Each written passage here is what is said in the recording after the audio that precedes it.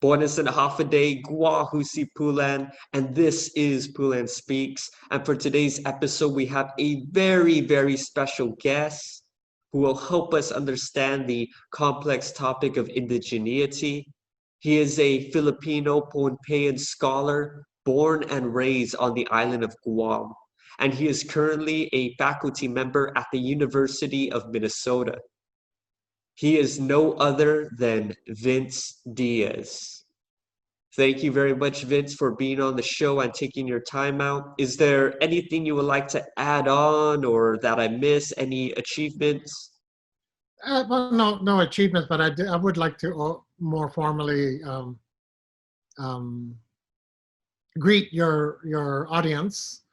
Mensang Mao, Michael, I tongat la Vince Diaz, and Panay Pohnpeian Ken Kausan Palkalo ni Tolon Painpil Nan Rain Kichi. That's a greeting from in Pohnpeian. I didn't grow up fluent in Pohnpeian. I grew up in Guam, but in my adult life, I'd been learning and reclaiming that lineage. Also trying to learn CHamoru as that long overdue. So buenas and half a day. So I'm really excited to be here to answer any kinds of questions you might have, and I'm especially excited to be talking to what seems to be a new generation of activist scholars coming out of Micronesia. So thank you for having me on. Thank you.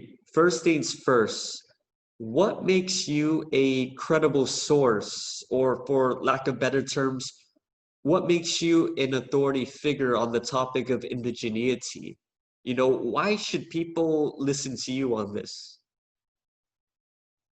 I don't like claiming expertise or authority on any particular thing. I think that I've given the concept and the identity of indigeneity a lot of thought. Probably since my early 20s. I'll be 60 this year, so really 2/3 of my life I've given a lot of thought and written a lot and read a lot and worked with a lot of indigenous people. I would say that it was an awakening to an indigenous lineage first, an interest in cultural heritage from Micronesia in particular. I was born and raised in Guam in the 60s at the height of the Cold War. So Guam, the United States, but also leadership from Guam, people, rank and file people, were very much coming out of the throes of World War II. There was a kind of moment of sort of reinventing itself after World War II and the modern 20th century. And so America was the way to go. I worked for Congressman Tony Wonpat in 1981 as a congressional intern. And I was already, like my hair was longer than yours, and I was an angry born again native, I learned about colonialism and felt cheated out of but I was born and raised, I was a jock. I played football. All my investments were either, if not in baseball or basketball or football, especially football. It would have been, I would have also described myself as a good Catholic and a good member of my extended Diaz family on Guam. And I haven't given any of those up, but we were raised in a moment where Guam was Americanizing with a kind of vengeance. And when I started to learn when I went away to college, I was exposed to different histories and different, just a whole bigger world. And the first to transform me was an indigenous heritage that in many ways was stolen from us, but in many ways was also very much around. And so I spent 2/3 of my life thinking a lot about that. To give you an example, and sports always stayed close to this. So for example, when I started to learn, I never lost interest in sports, but I started to realize that you can understand, for example, the history of baseball or football through the lens of the militarization of the island and ideas about physicality and recreation, or these were very much a part of Americanizing. And so football and sports more generally became part of how I understood how colonialism operates. But it was also a way to understand how indigenous people, despite that veneer, that very deep and thick veneer of Western colonization, Americanization, indigenous people are also a little more durable, a little more resilient than we give them credit for. And so I actually proposed to do a history of football for my doctoral dissertation. In fact, I'm sure that's why I got into the program, not because of my grades or my scores. You know, I was never exactly an A student, you know.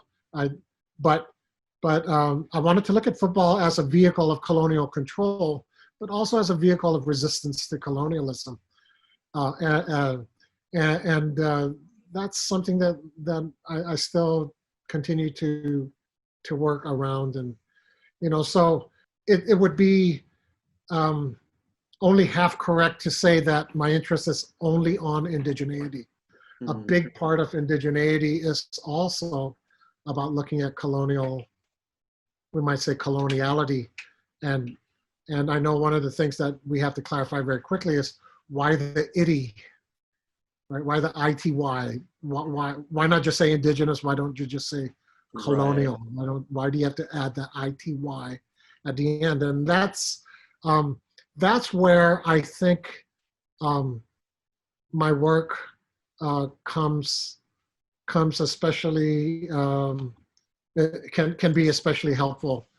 Many people have advanced indigenous struggles, reclaimed indigenous struggles. There's a lesser group, and many have done that through the realm of academia.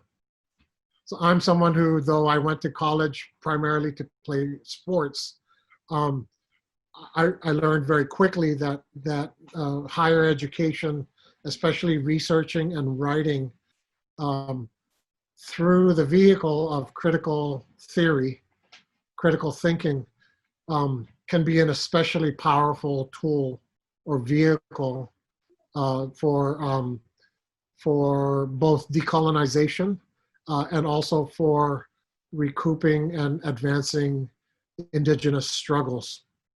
So the ITY, looking at colonialism in terms of coloniality, or indigenousness in terms of indigeneity, they matter because it's that aspect of higher education and critical thinking that gives us the means and the luxury and even the necessity to kind of pause from all of our demands in the world out there, and think critically about the terms and the assumptions we use about how we understand the world around us. So when we put and I keep saying we, I'm not doing this by myself. We're in a moment now where there's lots of indigenous people who have worked their way up through college, who have used, who like me have also um, found university life to be a particularly powerful and compelling vehicle for advancing indigenous struggles, indigenous identities. Um, the ITY sort of comes from critical traditions, calls attention to terms and conditions of a thing rather than the thing itself. To put it more briefly, a difference between, say, indigenous and indigeneity is we could look at indigenous as the people, as the history, the native people, the native history. But indigeneity is a level of abstraction above that. And so it is an abstraction, it's a concept. It's an analytic concept. So indigeneity is like a concept that helps us understand the terms and the conditions, the claims about nativeness. So indigeneity is the sort of analytic concept that helps remind us to think critically about how we think about nativeness. And one of the things I like about using indigeneity is I found in my own experiences, I'd say roughly beginning about 20 years ago, nobody knew what that was. And so that's when I say nobody knew what that was, a lot of indigenous people never heard of the term indigeneity. Obviously, it's not an indigenous term, right? But what was really good about that was a lot of academics didn't know about what it was either. And so what it meant was it was up for grabs. We indigenous people who find themselves in academia, I think, began to discover that this is a term that we can take and we can claim on our terms. And so indigeneity we might look at as an analytic concept that can help us begin to understand the specifics of what it means to be indigenous, right?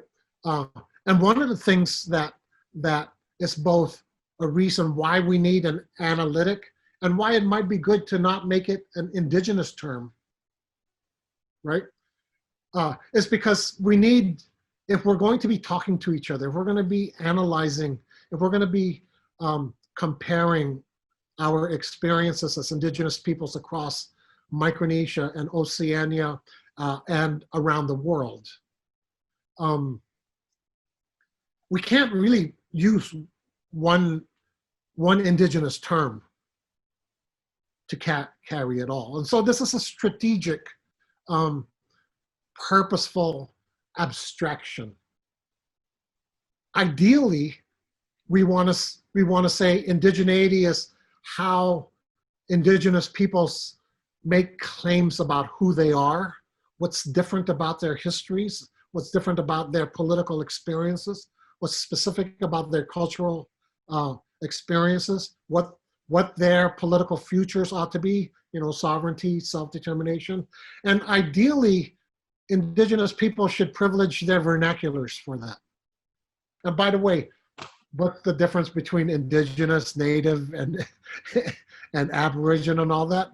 It seems like the only difference is how those specific terms played out in the different places. In one place, the term native is derogatory. In another, for the natives of that place. In another place, it's not. In one place, indigenous is a little more like indigeneity, up for grabs. Whereas for another people, they may not like indigenous because it's just too foreign. For some people, aboriginal is the better term for them than native, but not for those other people. Indigenous, native, aboriginal, those are the sort of key terms that are used to mark out that particularity, right? As opposed to another racialized or ethnic community. A big element of indigeneity as a framework is is obvious. It's obviously something like aboriginality, a prior, deeper, fundamental connection to specific places that matter, that differentiate that experience and those people from others who have come later and who don't have the same kinds of relationships to those places. One of those, so indigenous relationships or relationalities is a term that people are using. We could use these terms until they don't work anymore. So, so indigenous people have very particular kinds of relations with place, kinship relations. Right? In many languages, vernaculars across the Pacific, the same term for one's kin is also the same for one's land, Ainga in Samoa. So there's kinship relationship with land and water and sky and clouds. So these are beings. That kinship ancestral relationship is also almost in every case relations of reciprocity and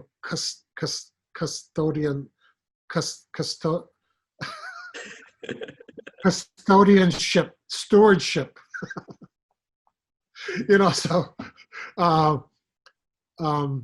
So these mutual relations of reciprocal relations of caregiving and caretaking.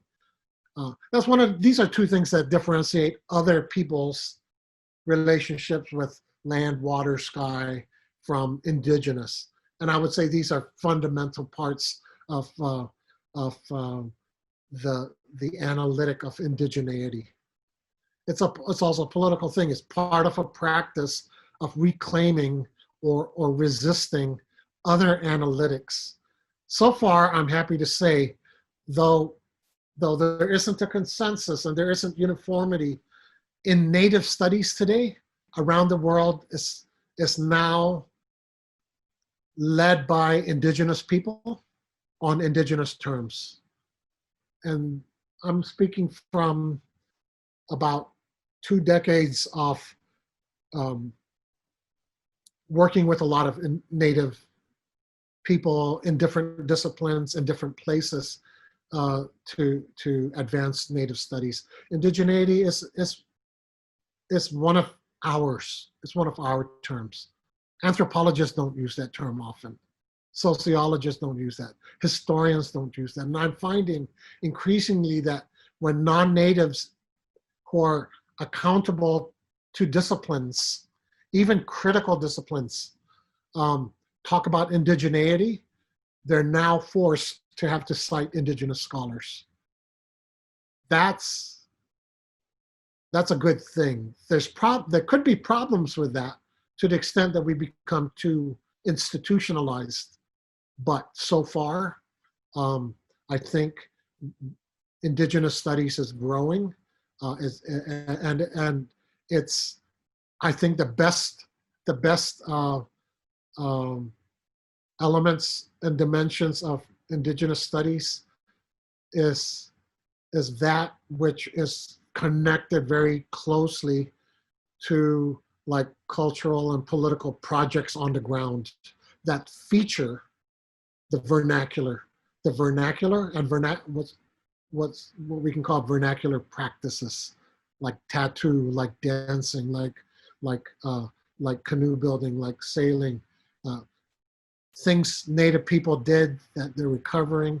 A lot of this is around food sovereignty now, and so some of the sharpest critiques of indigeneity, of sharpest ways of understanding indigenous realities, indigenous perspectives are coming from scholars who are also very much connected to concrete struggles like Standing Rock, like Wet'suwet'en in North America,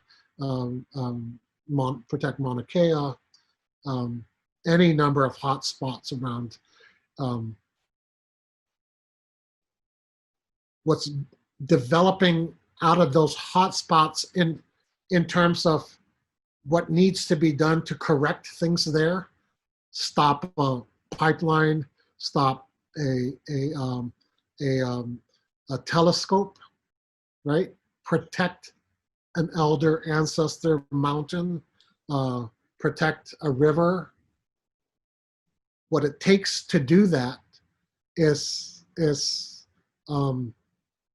being informed by vernaculars, and that is in turn both drawing from and in turn feeding critical work that's happening in universities. Course last fall, for example, coming in the wake of really, really dramatic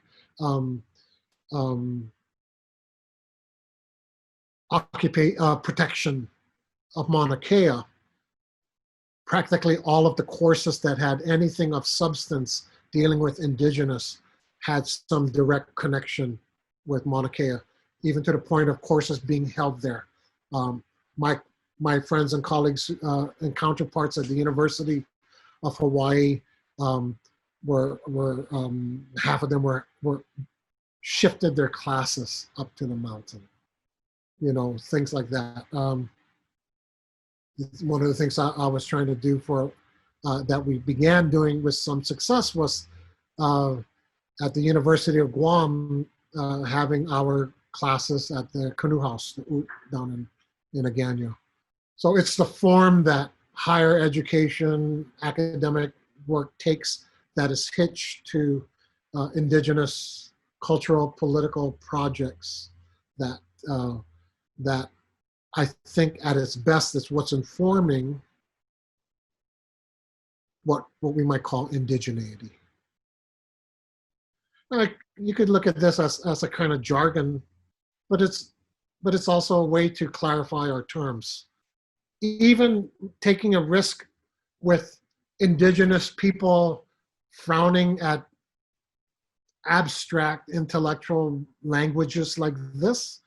The reason why we still have to do that is because there's also this ongoing history of colonialism that has a lot of power in defining things. And so we need to keep reclaiming and establishing our own terms. The reason why we want to distinguish between indigenous and indigeneity is it's a strategic thing to differentiate them. Because of colonialism, and because colonialism has a long history and an ongoing history of defining how we think about natives. A lot of people have very, very deep ideas in their heads about what natives are. That is like up, So we have to dislodge that. And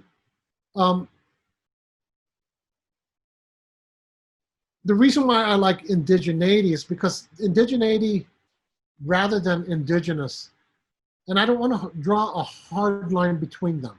It's not like indigenous is wrong, indigeneity is right. I don't look at it this way, but I prefer always to use, when I teach, when I write, I prefer to use the word indigeneity, define it, and try to illustrate it. The reason why I want to do that is because indigeneity has a kind of built-in, or should have a built-in push to think critically and reflexively about how you understand indigenous. Forces us, or should force us, to historicize what we mean by indigenous. Too many people take indigenousness as a given, like we presume we already know. Indigeneity is an analytic that says we can't do that. We need to problematize nativeness. By problematizing it, we're not saying it's simply a problem that needs to be corrected. But we're saying it needs to be accounted for. it needs to be historically and politically accounted for. How do we understand who gets to be the native people of a certain place? What are the assumptions or presumptions that we take to when we think about natives? For a long time, modernity associated nativeness with organic purity. The moment, for example, that purity was supposedly compromised, or if a native was no longer associated with a specific place, then under those terms, the native was lost. No longer native, or the native forfeited.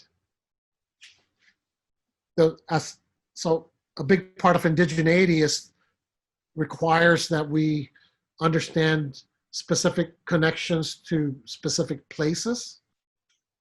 But I'm also finding that a lot of us are finding that indigeneity is also mobile. And so one of the things that a lot of us are finding is that colonialism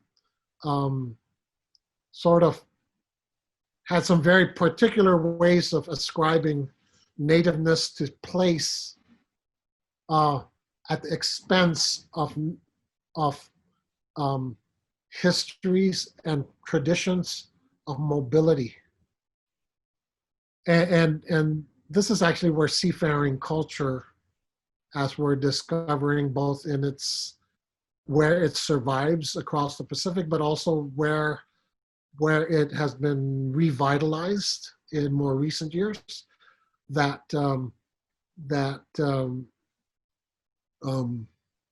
it seems that there's another way of talking about nativeness, indigeneity, in terms of both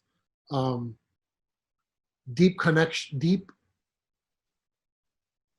like vertical, going down deep in a space, like roots going down deep, but also deep in terms of time, deep connection to space, but also indigeneity that is also crafted through great reach across also time, but also across geographic space.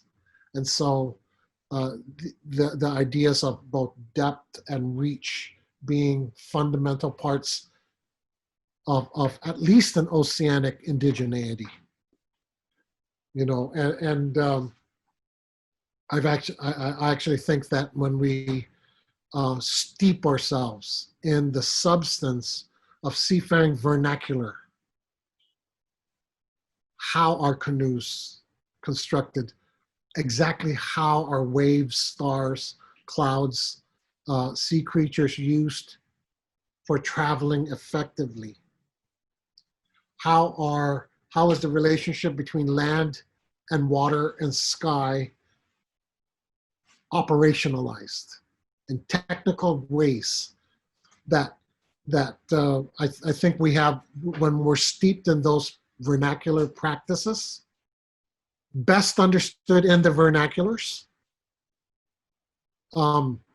we begin to see radically different ways of how connection to a specific place is also reinforced and bolstered by effective travel, and vice versa. So we can turn to the vernacular of Carolinian seafaring and the concept of etek, moving islands, as just one form of how that features.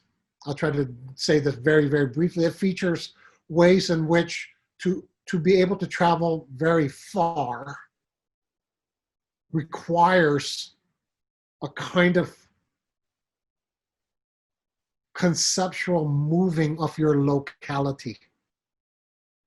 in increments. It's like working the local seas around an island and moving them, the island and the sea, incrementally as you go further and further. In fact, and etak means moving islands, and you're basically in order to sail from one island to a very far island, you're basically moving your island incrementally in a certain way while you're moving the other island towards you incrementally in a certain way while moving a third reference island in a specific way. To do that, you have to have command of the sea, the knowledge of the sea, the tides, the currents, the waves, the sea creatures, of beginning with your home island and up to a certain point, the sea, right? That sea is it's what you're working with at every point. And at every point you're moving what you know, that's the zone of the familiar.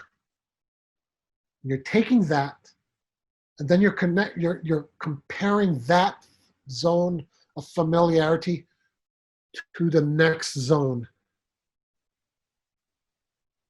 And so you're constantly comparing something new to something that's familiar. Oh, a new set of waves. Oh, the clouds are behaving differently now. Over millennia, when we steer in the direction of those stars for this long, we're going to start coming upon changes. And those changes are going to be discernible and operational. We can work them. We can work knowledge about that in terms of what's over here now versus what's over there. I think the unit of analysis for oceanic indigeneity is the sea. It's the ability to work the local seas around one's island into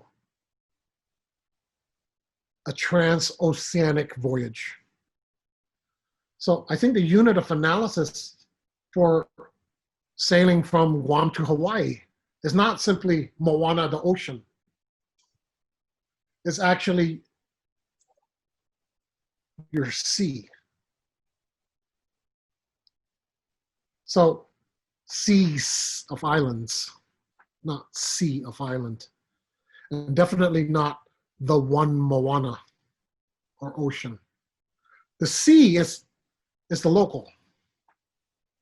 But the local here is actually your analytic for moving past it. So an island can also be understood fluidically as well. So I like to talk about how the Marshallese definition of an island, islang, consists of two parts. The first part, it means currents. We're talking about an island, right? An atoll. Current and lang, which is langit, which is rangi, which is lani, sky. An island is the sum of its currents and its sky. Right there, that island is not the island that modern Western cartography ever gave us, right? I've said in another publication, no island was ever an island to begin with. And when we're talking oceanic seafaring, never mind no man is an island, no island was ever an island to begin with. An island is known by its currents that begin from the ocean floor through underwater currents up to the sea level, and then past it as or on it as waves or swells. A little higher and you're talking about winds. Higher and you're talking about stars that are moving. But by then you're already in the lung or the langit or the rangi or the lani, right? That's an island. So an island cannot be divorced from its waters nor its airs, right? And they're mobile. And so navigators are people who not only know the ecology around their island, but are able to translate that into far effective travel. And in so doing, they're also consolidating or bolstering or reconfiguring or revitalizing or just strengthening who they are and where they're from. So roots and routes. Roots, R-O-O-T, is the centrality of place and vertical depth, right? Depth. Your roots, solid, goes way down deep. Seafaring indigeneity forces us to also take stock of indigeneity's routes. Its reaches across time and space. And that routes and roots, the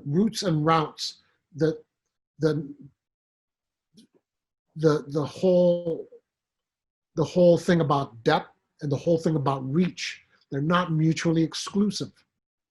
When you learn seafaring, how it's done, you learn that roots and routes are just not mutually exclusive. They're not understood as separate things, even if they still say, this is home and that's away. But the line between home and what's across the horizon is always being negotiated. It doesn't dispense with the boundaries. In fact, one of the best ways one of the ways that I think about seafaring is how there's an insistence on boundaries and place.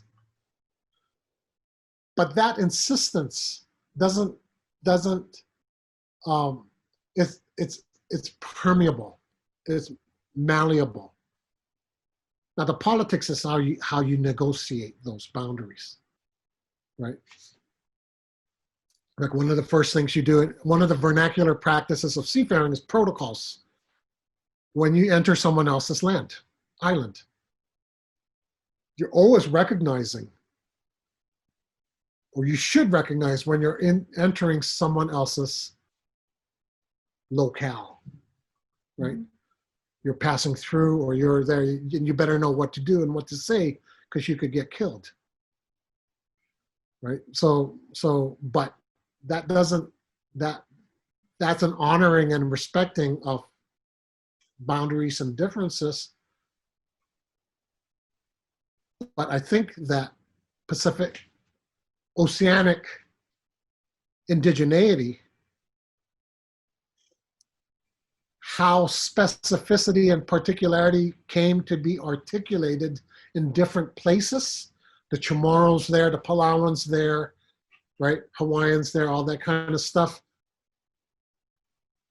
Even leaving room for histories of colonialism that demarcated problematically who belongs where, right? Even leaving room with that, for that, we can say that notion of the emergence of indigenous differences and specificities in different places long before European colonialism happened, not through isolation, but through contact, through negotiation with other people. And look who we call CHamoru's of the Mariana Islands, right? we've had a little bit of an online discussion about this. I'm not entirely ready to say, although I'll be very careful about this because I'm not CHamoru, and I am committed to CHamoru self-determination. And for the most part, I recognize that Chamorros are the indigenous people of the Mariana Islands. But I really wonder what if 2,000 years before Magellan, that the people who imagined themselves to be from that archipelago could have been much more variegated. Maybe there was still something that we might now call today Chamorro language. Maybe there was still a singular vernacular, but maybe that language could have also been the product of, and even recognized at the time as a hodgepodge of terms from elsewhere, from many different places.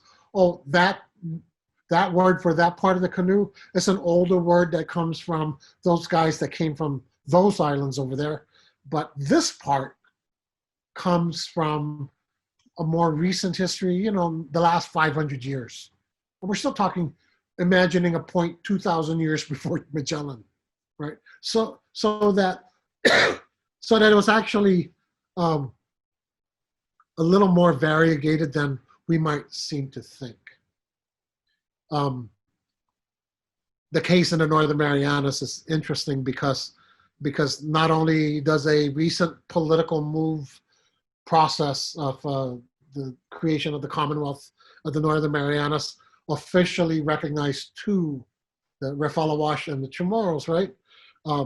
But because Refalawash Carolinians also contend that place names and a number of other things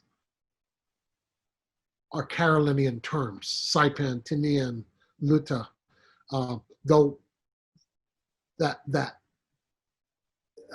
so between the vernacular and the more recent political history,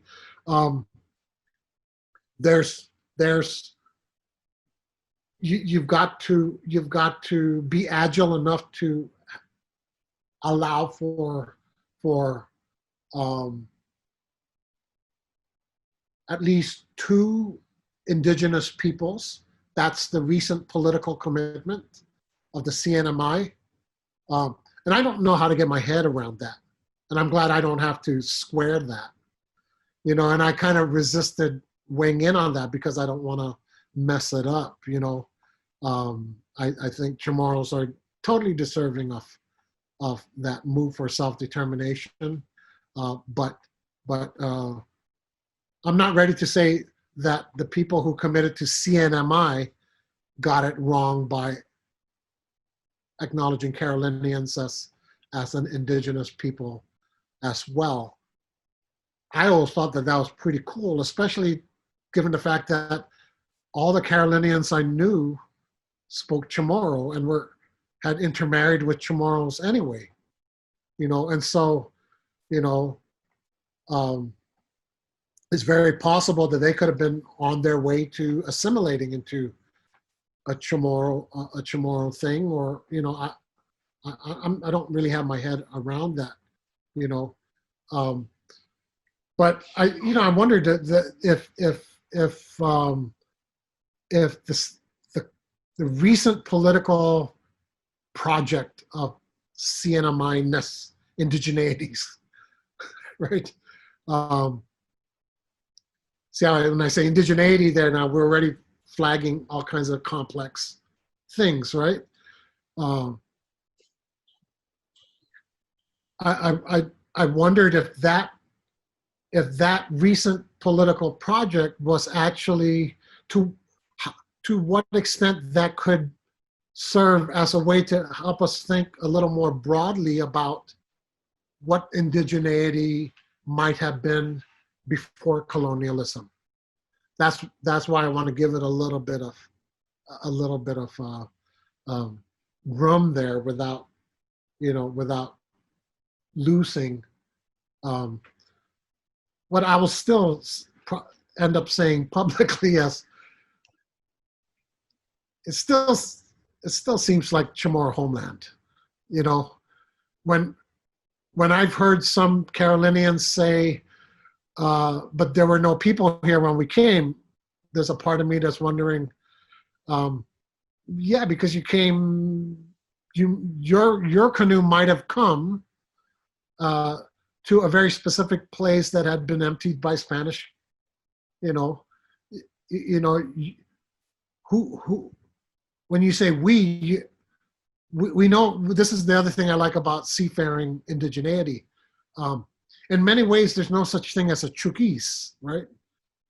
Even in a place like Polowat, what matters is one's kinship unit in relation to a canoe house or the canoe, and so what matters is the canoes, not just the whole. Thinking about identity, indigenous identity in terms of canoe lineages from different islands rather than simply Carolinian, for example, does a lot of good, interesting stuff, And so I know, for example, that the history of Carolinian Refalawash in Saipan, just looking at that alone, or in the Northern Marianas, is not a single thing. There's histories of canoes from different islands in the Central Carolines, and they're all related by blood, but they don't all think that they're one people. In a given moment, they could be from worlds, opposite sides of the worlds, right? So I'm sort of just kind of riffing off of what it is that canoe histories and canoe technologies and canoe concepts, seafaring concepts, how that can displace the sort of monolithic logics of colonialism and how it thinks about the native, the indigenous person, the aboriginal. Danklusadus Masi, Vince, for being on today's episode. We truly appreciate it, and I know for sure that what you said today about the topic of indigeneity will help us, especially me, further our understanding on the topic of indigeneity. Once again, thank you and have a great rest of the day. Esta.